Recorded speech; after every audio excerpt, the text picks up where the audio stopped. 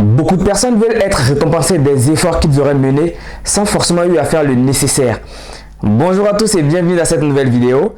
Nous allons aborder aujourd'hui le sujet de l'application des méthodes fortes et folles pour avoir ce que l'on veut. Nous sommes une génération de mimétisme où chacun fait ce que l'autre a déjà fait. Une génération qui malheureusement aime prendre le raccourci. Une génération qui veut avoir tout en étant assis dans son salon. Ce qui malheureusement entraîne une certaine forme d'affinité vers la facilité. La plupart des personnes veulent être riches tout en étant assis dans leur salon. Vous savez, les personnes qui ont changé nos habitudes, les personnes qui ont révolutionné le monde ont appliqué ce qu'on appelle les méthodes folles. Parlons du mec qui a créé le tampon hygiénique. Les femmes sauront de quoi je parle. En 1937, Earl Haas a décidé de mettre en place quelque chose qui allait révolutionner les habitudes des femmes.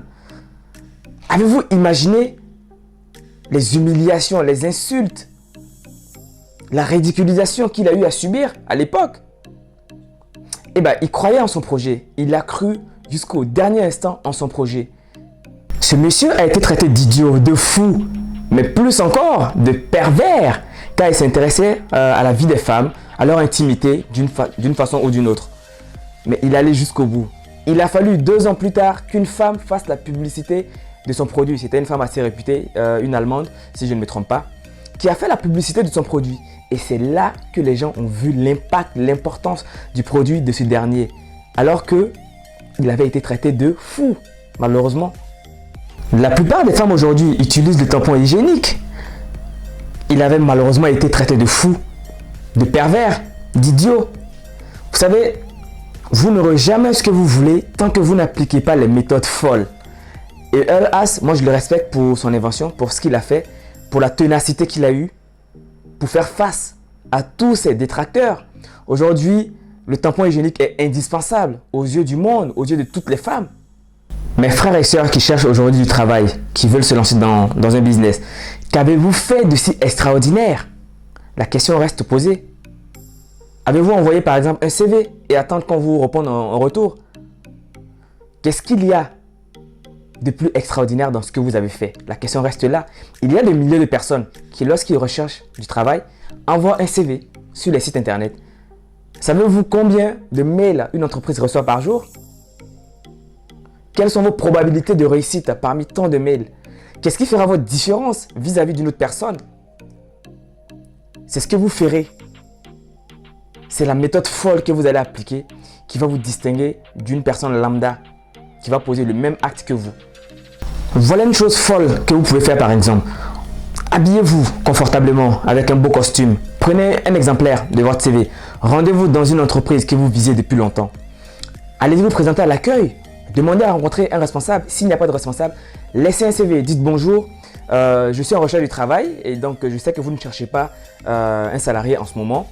Mais je souhaiterais en tout cas vous laisser un exemplaire de mon CV. Au cas où vous aurez besoin de quelqu'un, n'hésitez pas à me contacter.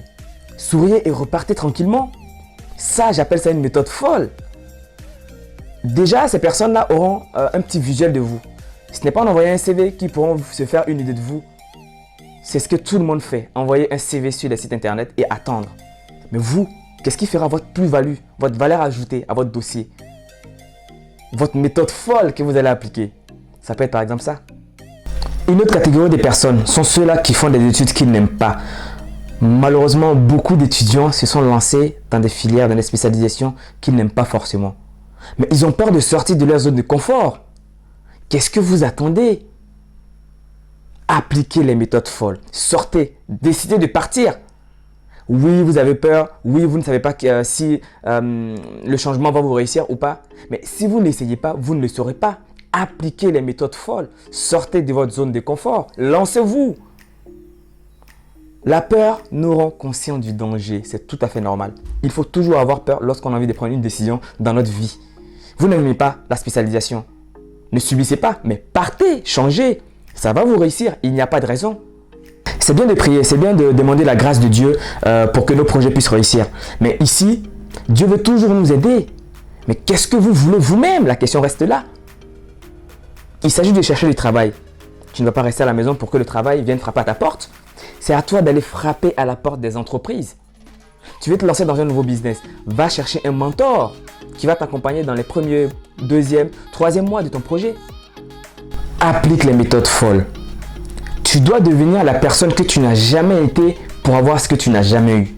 Oui, deviens la personne que tu n'as jamais été. Applique des méthodes folles. Fais ce que les autres n'ont jamais fait. Ces personnes-là qui ont révolutionné le monde, c'est ce qu'ils ont fait. Changer tout, changer les habitudes. Fais ce que l'autre n'a jamais fait.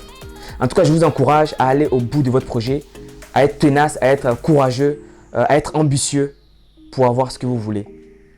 Assumez d'être idiot, assumez d'être pervers, assumez d'être fou pour avoir ce que vous voulez. Vous savez, nous avons deux choix dans la vie. Soit on est le petit poisson dans l'eau, ou bien on est le requin. Moi, j'ai choisi d'être le requin.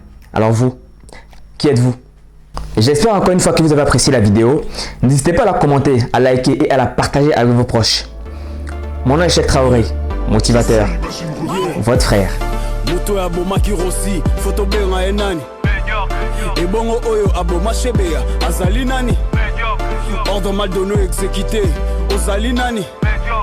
Protéger les peuples, l'air bien meilleur.